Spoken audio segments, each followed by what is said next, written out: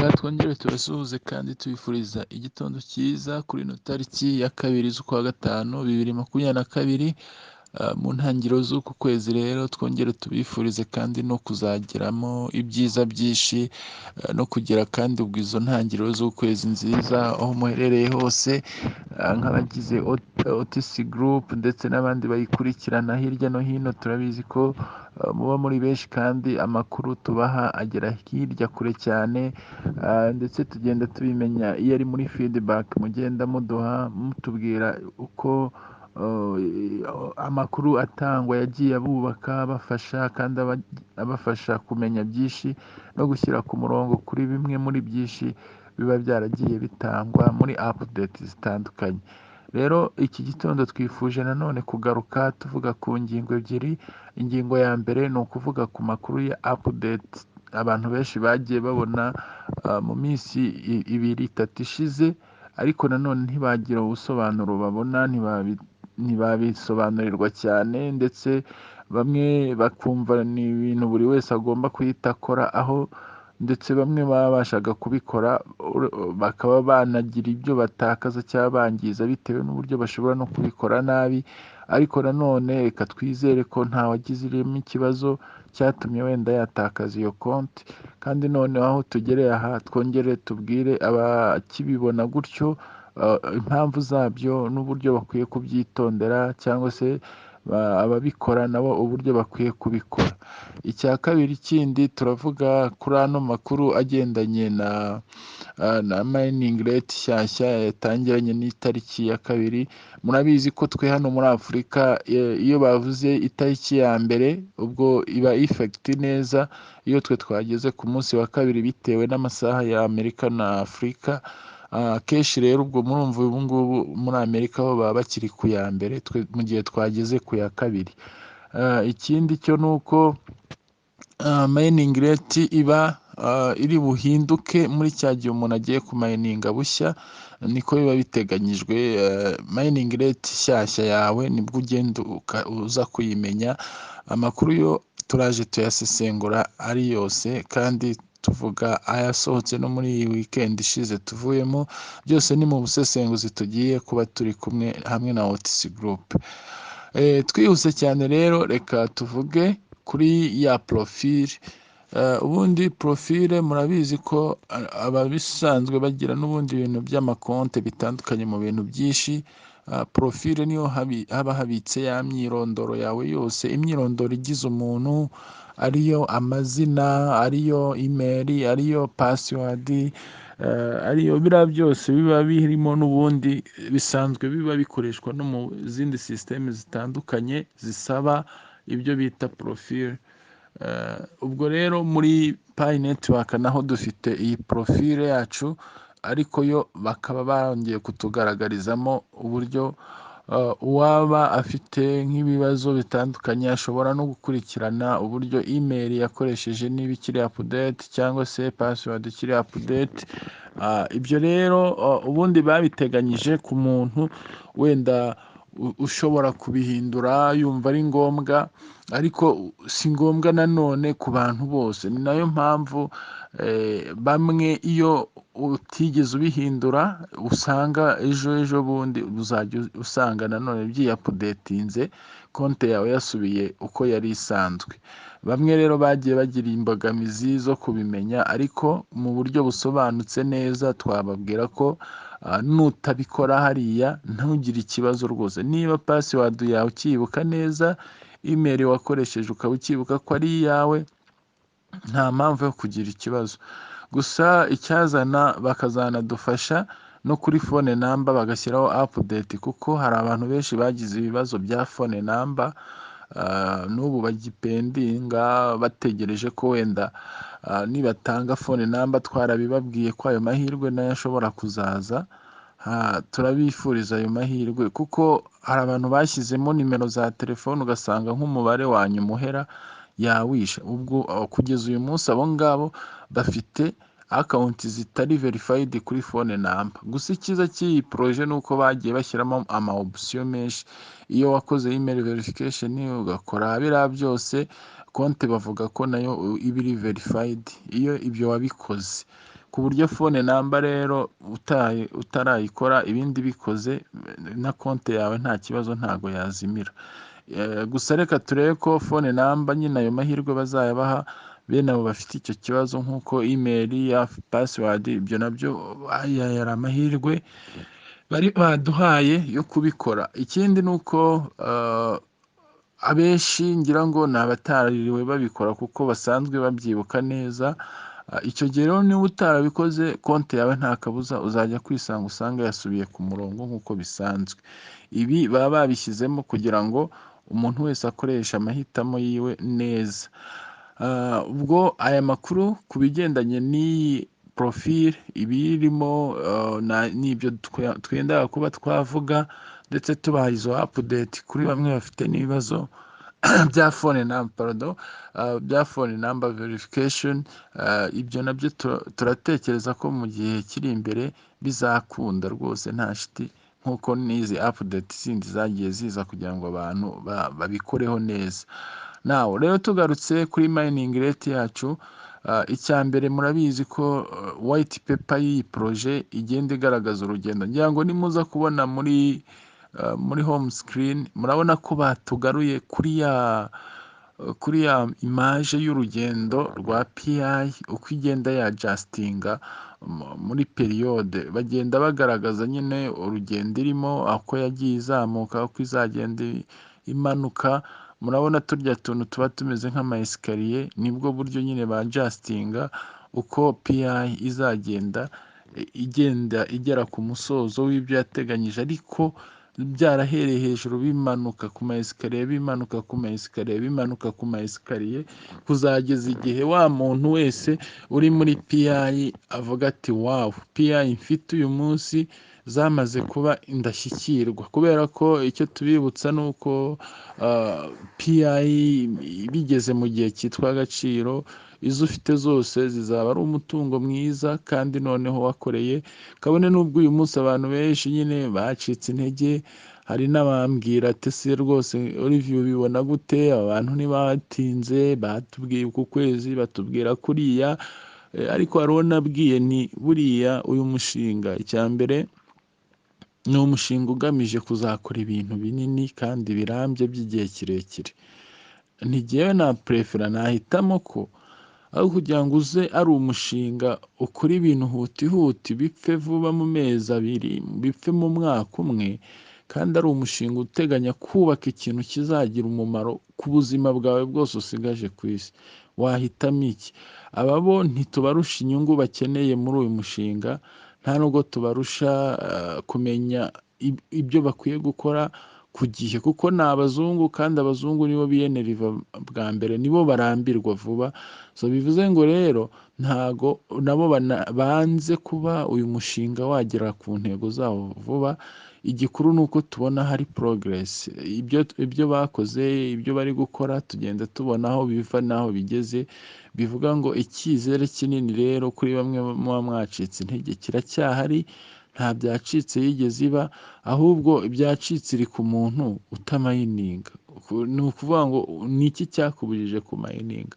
Ubu se ko rate ya mining igiye guhinduka, nukanda ugiye ku mayininga bushya urahita utangirana na rate ishyashya. Of course ishobora kuza gusanga nyine yamanutse nk'uko n'ubundi bigaragara. Amakuru yo muri mining murabizi ko ahanini ubu bakubwira ko mining yawe iri hejuru bitewe n'icyo bita lockup wakoze, nibyo bise nyine individual adjusting, cyangwa se uburyo wowe wigaragarije muri ugomba kujya uzamura agaciro kawe ka mining. Ni ukuvuga ngo rero iyo mining ahanini naho ishingiye. Tuvuge ngo umuntu wese uri buze kwinjira mu cyiciro cyo ku mining bushyashya araza guhura n'iyo mining session nshya, kandi tuvuga ngo nta gucika intege, nta kudohoka. Nibyo tukibwira umuntu wese wamenye PI ko adakwiye kudohoka cyangwa ngo arambirwe, kuko urambirwa nta nubwo azi icyo yaje ashaka, nta nubwo azi icyo arimo icyo ari cyo, bitewe n'uko PI tubona. Tubabwira kenshi ko ubundi uzajya kumenya agaciro k'icyo ufite atari utakikibona, cyangwa se bakubwiye ko kimwe wari ufite uyu munsi nta handi wakibona ku buntu, kandi icyo gihe wibuke ko utazaba ugifite amahirwe yo kukibona nyine. Bivuze ngo umuntu wese amahirwe afite yapfusha ubusa, niyo yaba ari 0.5 bya PI ntuyitakaze, kuko 0.5 bya Bitcoin uyu munsi umuntu abiguhaye yaba aguhaye miliyoni hafi 30 z'amanyarwanda. 0.5 umuntu aguhaye 0.5 bya Ethereum yaba aguhaye hafi 1,400,000, 1,400,000 y'amanyarwanda. Ubwo rero mu bintu byose gerageza kubiha agaciro mu gihe cyabyo, kuko nta mwanya wo gupfusha ubusa uhari, namwe mwiwupfusha ubusa. Njyewe ndacyabwira n'ushoboye nyine gukoresha uburyo uhamana amahirwe yo kumayininga, biracyashoboka. Hari uburyo bwinshi ushobora kubikora. Abantu bamwe bagiye batugana twagiye tubafasha kumenya n'ukuntu ushobora no kumayininga konti zirenga imwe, konti 5, 6, 7 ushobora kuzimayiningira muri telefone yawe ku buryo bwihuta cyane nka 0 segonda, ukajya ubikora. kandi ibyo bintu byaje gutanga umusaruro ku bantu benshi, hari abo twafashije barabimenya. Bivuze ngo wa muntu mushya ushobora kumwinjiza, kuko we adafite kuraje nk'izawe, ko adafite morale nk'izawe, wowe izo sisiteme ukaba wajya uyimumayiningira.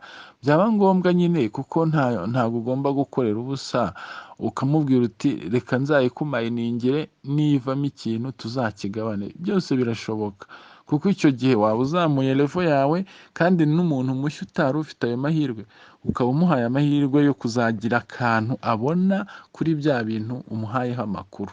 So urumva byose rero ni engagement y'umuntu ku giti cye uko abitekereza. Icyo twe tuba tubifuriza ni uko you can take seriously ibi bintu. Ni ibintu bifite agaciro, ntimubifate nk'aho ari ibintu bizarangira gutyo, tubibona nk'ibifite agaciro. So far twabwira buri wese ngo courage, kandi congratulation ku bagenda bagera ku mihigo baba bihaye. Ko hari umuntu uvuga ati jyewe PI ndazikeneye, ukabona ko ashyizemo courage.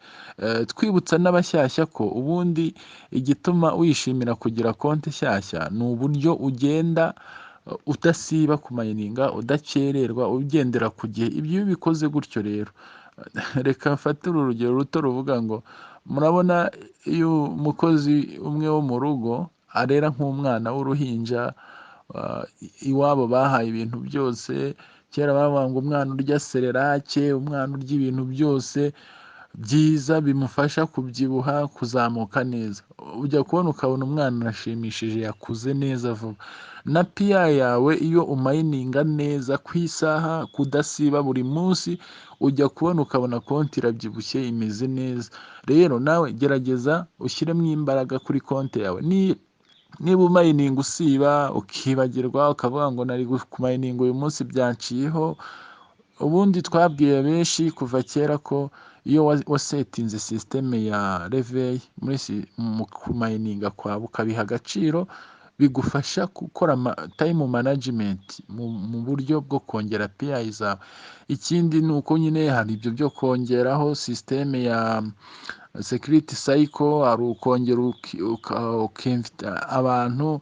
Ibyo byose birimo uburyo buguha amahirwe menshi yo kubona PI.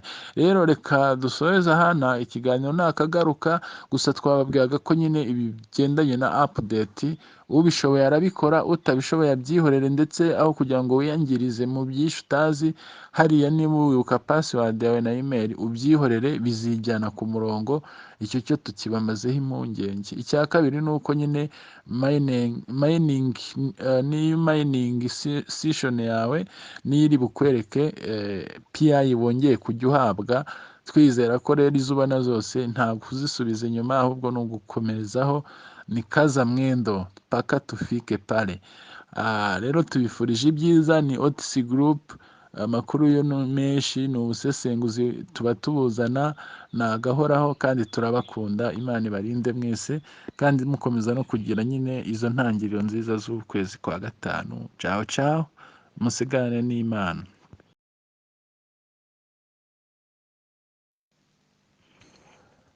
Reka tugaruke tubasuhuza inshuti zacu aho muherereye hose. tuba tuzi ko rero muba mudutegereje muri benshi, kandi kugira ngo twongere tugaruke kuri ya makuru aba asesenguye, aba arimo ubushakashatsi, aya makuru tuba tuzi ko aza yongera agufasha wowe wese w'umupiyoniya kongera kumenya byinshi biriho bivugwa cyangwa se byinshi biriho bikorwa bigendeye cyane ku mushinga wa Pi Network. Yes, rero nk'uko bisanzwe amakuru tuba twagiye tukayakurikirana kandi tukayashakisha nka OTC Group, hanyuma tukagaruka rero tuyabahereza neza kandi tubabwira agezweho yose. Ubu rero muri iki gitondo tariki y'eshanu z'ukwa gatanu umwaka wa 2022 tugarutse nanone muri ya makuru abacukumbuye kandi asesenguye, aho tugaruka ku bintu bibiri byibuze by'ingenzi. Icya mbere ni amakuru nanone ashimishije kandi mu by'ukuri arema icyizere gikomeye mu ba pioneers, nuko isoko ryizeweho byinshi cyangwa ryitezweho byinshi muri Pi Network ku rwego mpuzamahanga, ari ryo soko rya P-Chain Mall. Iri soko rikaba ari ryo rya mbere ryagaragaye ko rifite ubushobozi bwo kuzatangirana n'umushinga wihaha cyangwa se ivunjishwa mu buryo bwa Pi Network, cyangwa se nk'uko tumenyera andi masoko nka za Amazon, Alibaba. Muri uyu mushinga rero rikaba ari isoko nanone ryitezweho byinshi cyane, kuko rigaragazamo abacuruzi mpuzamahanga ku rwego rw'isi, aho abagura n'abagurisha bashobora kuzaba bahurira ku rwego rw'uyu mushinga wa Pi Network. Tubibutsa ko kandi iri soko ni isoko rifite icyicaro mu Bushinwa, kuko nibo ba nyiraryo, nibo bagiranye imikoranire na core team yo muri Amerika kuri uyu mushinga wa Pi Network. Rikaba rero ari isoko ribarizwa muri Hong Kong mu gihugu cy'Ubushinwa.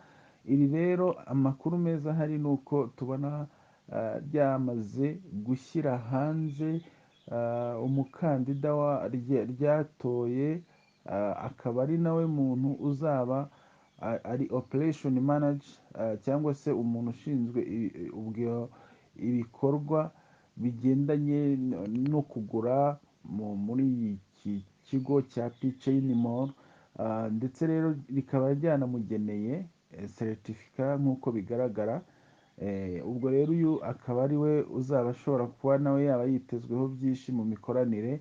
Gusa ikigaragara nanone tutareka kuvuga ni uko amasoko nk'aya aba ari mpuzamahanga, umuntu wese ahari agira amahirwe yo kuyakoresha, kuyahahiraho, kuko ni isoko riba riri rigari, ni isoko riba riri mpuzamahanga, riba rero harimo amahirwe y'uko igihe ryazatangira ibikorwa byaryo hazaba harimo amahirwe menshi y'uko umuntu wese yahahahira cyangwa se yakorera komande y'ikintu ashaka kikamugeraho neza, cyane cyane ko haba hari ibigo bitandukanye, imishinga itandukanye iba ishobora wenda kuzagaragara muri iri soko cyangwa se mu mikoranire n'iri soko. Ariko ibyo byose ni ibyitezweho amaso, ni ibyitezwe cyane kuzamenya igihe ba nyir'umushinga bazaba baramenyekanishije neza imikorere yabo, ndetse bagaragaje umurongo neza w'agaciro k'iri faranga bavuga muri sisiteme yabo. Nk'uko tuzi idolari muri makeya, hari byinshi wenda basabwa kuzaba baranogeje mu mikoranire n'ibihugu, mikoranire n'amaleta, mikoranire n'amabanki. Ibyo byose twebwe reka tubitegereze, tubihange amaso, tumenye aho bizerekera. Kimwe cyo ni uko tubona ko uyu mushinga witezweho byinshi kandi ugenda wubaka ibintu bihambaye biri ku kigero cyiza. Hanyuma kandi tuvuga gutya, nubwo iri soko nk'iri nka P-Chain Mall riba ryagaragaye, bigaragara ko hari n'abandi benshi, andi masoko menshi, ibindi bikorwa byinshi bizavuka, ariko kabone n'ubwo byavuka byose ntabwo bizaza ari ibikorwa umuntu ashobora gutekereza ko ari ibikorwa biri mu nzira nziza, cyane cyane ko ku mushinga nk'uyu ukomeye, ku mushinga nk'uyu abantu batekerezaho byinshi, bibaza igihe waba ubaye successful, bibaza igihe inzozi zaba zabaye impamo. Mu by'ukuri ntabwo habura n'abandi bitwa aba scammers, cyangwa se ba bandi bakora ubujura bw'ikoranabuhanga, ari nabo rimwe na rimwe bahita biyitirira ibintu byinshi bakerekana ko ari ba runaka bafite inshingano izi n'izi mu kintu. Icyo gihe rero ni nayo mpamvu bakubwira ngo kuba maso cyane, kumenya ibyo ushaka gukora, kumenya uko wabyitwaramo, bizaba biri ngombwa cyane kandi bizaba bigusaba ko mu by'ukuri uhora uri maso, kuko uyu munsi ntago umupiyoniya uyu munsi ibi bintu aramenya agaciro. Ntago, usibye mu by'ukuri kuba ibintu bivugwa mu magambo, ariko iyo bigeze mu bikorwa wasanga ari ikibazo gikomeye. Ariyo mpamvu nka OTC Group tugenda tukagukorera ubushakashatsi, tukagusesengurira, tukaza tukugezaho amakuru yayandi uba ukwiye kwitwararikaho mu gihe cyose bikiri ngombwa, kubera ko ibibarwa nk'uyu mutungo mu buryo bw'ikoranabuhanga, uramutse wabaye ubikuzwa, wabaye ukoreshwa, wabaye ufite icyo umarira uwufite, mu by'ukuri icyo gihe haba harimo urwego rwo kuvuga ngo umenye uko ubyitwaramo, umenye uko witwararika, umenye uburinzi bwawo, kuko nyine ari mu ikoranabuhanga. Kandi mu ikoranabuhanga nyine haba hahuriye n'abahanga benshi babasha kumenya byinshi cyane. Niyo mpamvu rero ku kigero cy'ubumenyi bw'umwe cyangwa ku wundi, we icye intwaro ya mbere ari ukugira ubwirinzi n'amakenga kuri buri kimwe cyose uba ubona utasobanukirwa, cyane cyane ko ariko ba nyir'umushinga nabo bahora bagaragaza ko ariyo kowa timu y'aba banyamerika, iburira buri wese ko mu gihe cyose abonye ibyiyitirira, ibisa, ibijya kuvuga ko ari byo biri gukorana na payi netiwaka, buri wese agomba kuba abigiraho amakenga kandi akamenya uko abyitwaramo. Nawe rero reka tuvuge ngo itsinzi, amahirwe gusa kuri uyu muvandimwe wahawe iyi impamyabushobozi yo kuba azakorana n'iki kigo gikomeye cya P-Chain Mall. Nk'uko twagiye tubona ko twese kigaragara nyine muri sisiteme. Ahangaha rero hakaba ari ahantu haba hari icyizere kiremereye ku rwego rw'isi muri uyu mushinga, kuko iri tubona ari nk'isoko mpuzamahanga kandi ryiteguye gukora byinshi no gukorana n'isi yose, cyangwa se n'abantu bose babaye muri uyu mushinga aribo ba pioneers. So rero amahirwe masa kuri uyu muvandimwe wabonye iki cyemezo, kandi twizera ko rwose Imana izabibamo neza kugira ngo iri soko rigirire umumaro benshi, rizamura ubukungu bwa benshi. Reka tubyizere gutyo. Ku makuru yandi azajya aboneka nabwo twizera ko tuzajya tuyaganiraho, tukanayasesengura, tukayabagezaho. Hanyuma ikindi cya kabiri, nk'uko twari twabivuze rero, twari twavuze ko ku bigaragara haracyariho uburyo bunini cyane iyi kowa timu igikomeje kugira ngo buri muntu akomeze kwita cyane ku mutekano, ku bigendanye no kubungabunga ibiri ngombwa byose bisabwa kuri konti ye. Ariyo mpamvu bavuga ngo P network account safety, byanze bikunze konti yawe iracyasabwa ko uyimenya neza umutekano. Twakunze kujya tubivuga kuva na kera, uyu munsi hari ibyo tugikora bihinduka, guhindura password biba bigihinduka, kuba wahindura imeri biracyahinduka, biriya byose biba byarakozwe nk'amasetapu n'amaverifikasiyo biracyahinduka kugira ngo konti uyishyire mu murongo mwiza. Ariko hari igihe bizaba mu by'ukuri bitahinduka, hari igihe bazashyiramo akagufuri ka burundu kugira ngo ufite ibyo bintu biba ari ibye nyine, nta wundi muntu ku isi wabihindura usibye we. Ariyo mpamvu nyine bakuburira ko uba ugomba kubyitwararikaho, ukabiha agaciro, ukabimenya bikitwa none. Mwibuka ko kandi uburyo iyi sisiteme yubatswe ku buryo bubarwa nk'umutungo kuwufite. Niyo mpamvu uyu mutungo rero uwubungabunga, ugasabwa kuwuha agaciro ndetse no kuwitwararikaho. Andi makuru ahari, reka twongere twibukiranye gake kuri ya lokapu abantu baba barakoze. Uyu munsi hari igihe ugenda ugakomeza kubona abantu nyine bagiye bikomentinga gushyira lokapu yabo mu gihe gitoya, ariko twababwira ko atari byiza, kuko iyo usomye amabwiriza arimo muri sisiteme, aha harya hejuru muri paje y'umuhondo hari aho bakubwira ko lockup wakoze ishobora kuzagira n'uruhare mu rwego rwa transfer. Ni ukuvuga ngo PR ufite niba waragaragaje ko uzishaka mu mezi atandatu, uzishaka mu mwaka umwe, icyo gihe hari igihe nyine bakubwira ko iyo duration yawe izafegitinga na transfer. Bivuze ngo iyo wikomentinze igihe kirekire, transfer yawe ishobora kuzihuta, payi zawe zikaza vuba kuruta izo wikomentinze igihe gitoya. Ibyo niko bigaragara muri iriya paje ku babasha kubisoma bakabikurikirana. Ikindi, andi makuru twagenda tubagezaho, twababwiye ko hariya mu ma updates mwabonye email update, password update twagiye tubivugaho. Ubundi igihe cyose ubona nta kibazo bifiteho, si ngombwa ngo ujye kugira ibyo urwana nabyo. Rimwe na rimwe hari abo biviramo kwiyangiriza, ahubwo hari uko uharetse, niba ukibyibuka neza ubwabyo, icyo gihe kiragera update zikijyanamo, konti yawe ikongera igasubira uburyo yari imeze. Nanone ntitwasoza tutababwira ko amahirwe aba agihari kuri wa muntu uba uvuga ngo ubwire nanone umuntu wawe utarabasha kumenya uko amayininga, wa undi wabwira inkuru ya Pi Network, aho bigereye hose araba agifite amahirwe y'uko yazibona, uko zazaba zingana kose, ariko ayo mahirwe aracyahari. Ikindi dusorezaho ni ukubabwira ko bwa buryo twigeze kubabwira ko ushobora kumayininga ukoresheje telefone imwe, ukamayininga konti zirenga 5, yaba ari ba bantu bawe wenda uvuga uti ntabwo bakimayininga, nayo narabinjije, aguhaye password akaguha nimero yo uba uyizi, yaba aguhaye amahirwe y'uko ukomeza ukamumayiningira. Cyangwa se yaba ari umuntu mushyashya, mu by'ukuri we utazabona kuraje nk'izo kwimayiningira, ushobora nawe kumumayiningira mukagira uburyo mubivugana.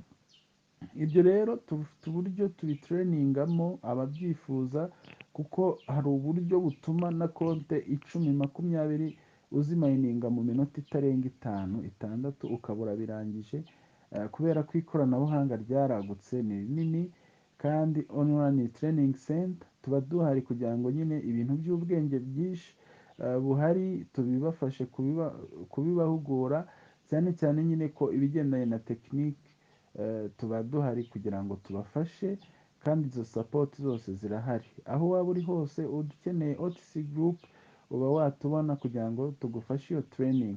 Amakuru rero nakagaruka, ibyiza biri imbere kubera Imana, kandi dukomeza kubifuriza kubana nayo n'umugisha wayo, ukatubaho twese tukarindwa n'imbabazi zayo. Ciao ciao. Amakuru yo nakagaruka, muba mwari kumwe na OTC Group, turabakunda, mugire amahoro.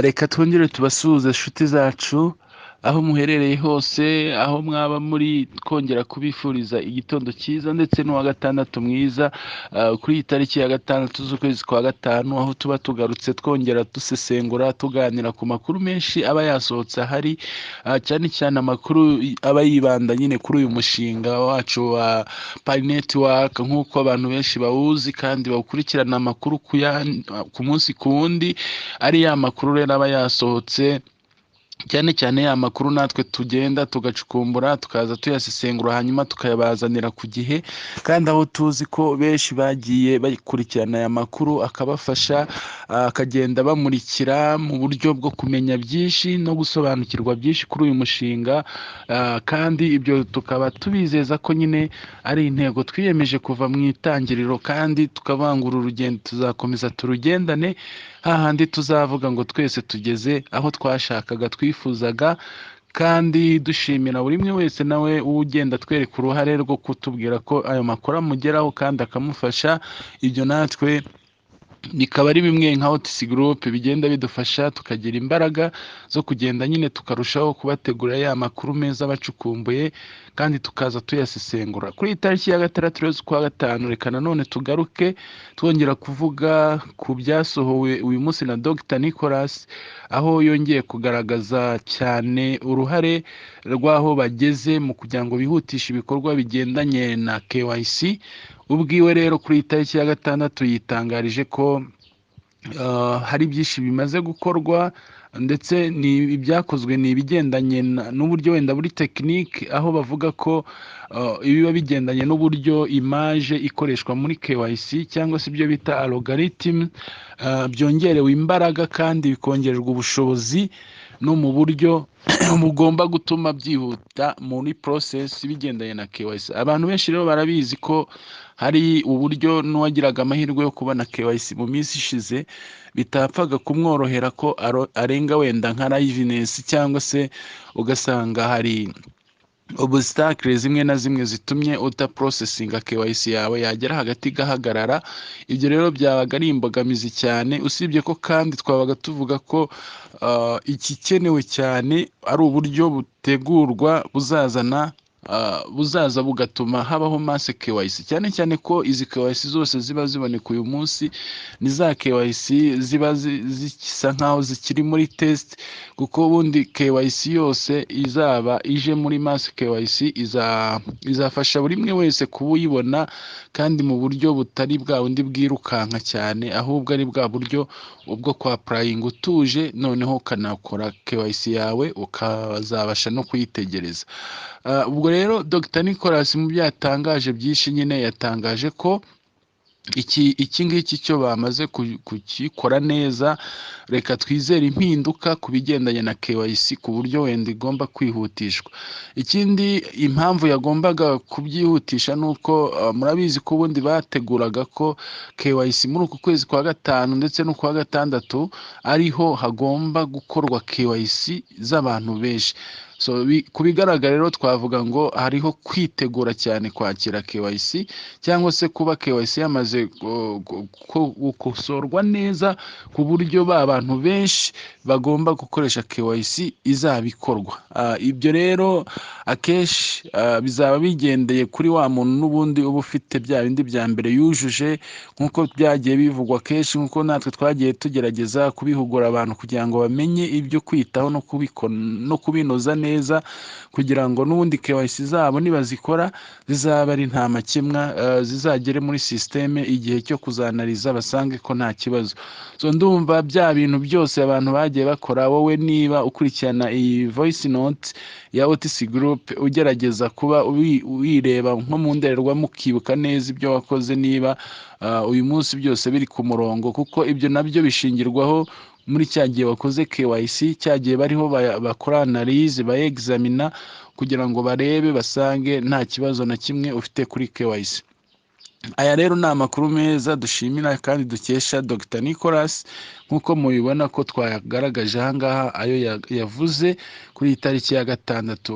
Muba mwanakurikirana cyane cyane ku machat yo muri application ku bajya babishobora, haba havugirwa amakuru menshi cyane, ndetse no kuri social media ziri official za Pi Network. Iyo uhageze rero ubasha kuba wakwikurikiranira ayo makuru neza ukayamenya, ariko nyine na wa wundi utagira uwo mwanya udasobanukiwe wenda kumva ururimi, mwese tuba twagiye tukabafasha kugira ngo tuzane bwa busesenguzi kandi ayo makuru abashe kubageraho ku gihe, nk'uko nyine dukomeza kubabwira ngo uyu ni umurimo twemeye gukora, kandi tukavuga ngo tuzakomezanya uru rugendo turebe icyiza cyazava muri uyu mushinga kubera Imana. Hanyuma reka tugaruke kandi kuvuga ngo congratulations ku bantu bacu ndetse inshuti zacu, abavandimwe bo bagenda bagira n'ayo mahirwe yo kubona KYC bakayipasinga. Hari abo tugenda tumenya benshi bakaduha ayo makuru ko bayibonye, twababwira ngo congratulations, tuze abavandimwe bamaze kuzibona.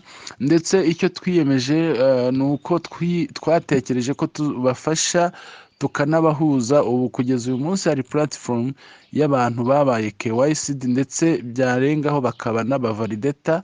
Abo ni abantu nabo b'umumaro cyane kugira ngo babashe kujya bahuza ibitekerezo byo gufasha n'abandi.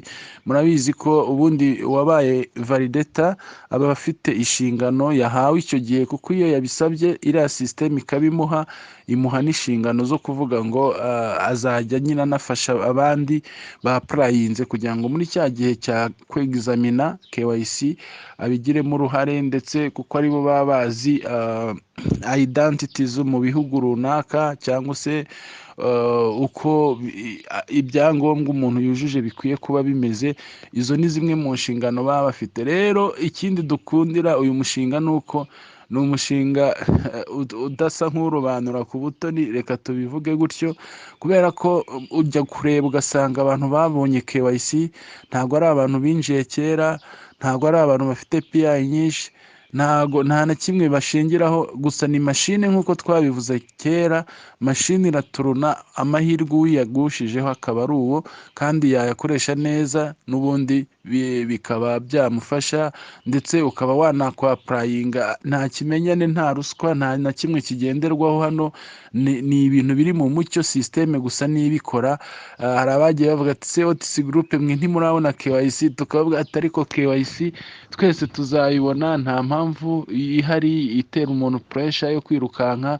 Igikuru tukivuga gusa ni ugucukura PI network, tuzimayininga muri telefone nk'uko bisanzwe, kugira ngo wenda wongere amahirwe y'uzo ufite. Kenshi twarabivuze ko PI dufite hari umunsi zizaba zishakishwa, ndetse utaba uzifite nk'iz'ubuntu, utaba uzifite nk'izo wabonera ubuntu, utaba uzifite nk'izidafite agaciro. So rero bivuga ngo uyu munsi wa none igihari ni uko intego ni ugukomeza ukongera wa mubare ufite, kandi ukawukorera ibisabwa, ukanabika neza. Twongera kubwira na ba bandi rero baracitse intege ko mu by'ukuri gukora uwakoze niwe unanirwa. Ntabwo twarenganya uwananiwe, ntitwarenganya uwacitse intege, ibyo byose mu buzima biragendana. Ariko iyo umuntu nanone amaze kuruhuka ashobora kongera agakora. Ariyo mpamvu tubwira ngo wananiwe, wacitse intege, yareba urugendo yakoze niba ruhagije, ariko abonye rudahagije, igihe cyari gihari, amahirwe twarayabonye twese angana yo gukomeza kugerageza kongera. Ndetse baba bakiduhana ya mahirwe avuga ngo wa muntu wawe mushya, umuvandimwe, inshuti, ku bintu wabonye nta kiguzi, ushobora nawe kumufasha akagerageza amahirwe nk'ayo wabonye, ndetse ibintu byaba ari umugisha wawe, nawe ukaba waba umugisha we.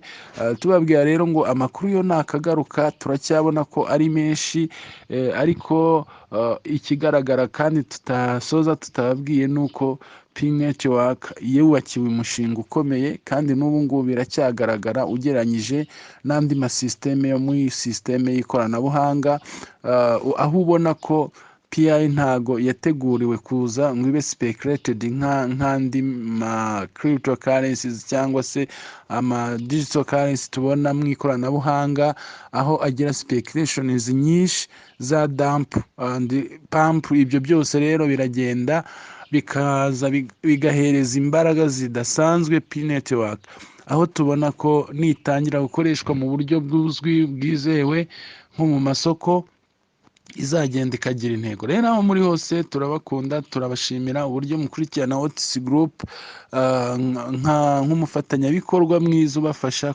kumenya byinshi no gusobanukirwa byinshi ku mushinga nk'uyu nguyu abantu benshi baba batari bazi, kandi tubabwira ngo caho caho, mugire amahoro y'Imana. Turabakunda. Amakuru y'uko yabonetse tugenda tuyabagezaho, tukayasesengura, tukayaganira, kugira ngo na wa wundi wese uba ukeneye kuyamenya aho yibereye amugereho. Dusuhuza abantu bamwe batweretse ko badukurikirana, ariko bari mu kazi gakomeye keza k'igihugu, aho bari hose. Rero turabasuhuje, mugire amahoro, kandi Imana namwe biteho. Mwatweretse ko OTC muyikunda kandi bageraho. Ubwo twashaka kuvuga abantu beza cyane bakora akazi keza, ari bo ngabo z'igihugu, batubwira ko KYC nabo bayitegereje, kandi tubabwira ngo mukomeze mugire amahoro y'Imana, umugisha namwe w'Imana ubagereho, ndetse n'abandi batandukanye mwese mukurikirana OTC Group Online Training Center. Tubifuriza ibyiza bitangwa n'Imana. Imana ikomeze ibarinde mwese. Ciao ciao. Amakuru yo nakagaruka. Imana ibarinde.